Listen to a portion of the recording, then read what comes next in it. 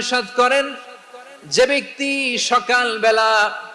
3 বার তেলাওয়াত করবে আউযু বিল্লাহিস সামিউল আলিম মিনাশ শাইতানির রাজিম, এরপরে সূরা হাশরের শেষ 3টি আয়াত তেলাওয়াত করবে, রব্বুল আলামিন ওই ব্যক্তির জন্য 70,000 ফেরেশতা নিয়োগ দিবেন যারা সারা দিন ওই লোকের জন্য মাগফিরাতের দোয়া করবে। শুধু এখানেই শেষ নয়, বিশ্বনবী ফরমান ওয়া ইন মাতা ফি যালিকাল ইয়াউমি মাতা শাহীদান, ওই দিন যদি ওই ব্যক্তিটা ইন্তেকাল করে সে শহীদ হয়ে কিয়ামতের দিন আল্লাহর সামনে দাঁড়াবে।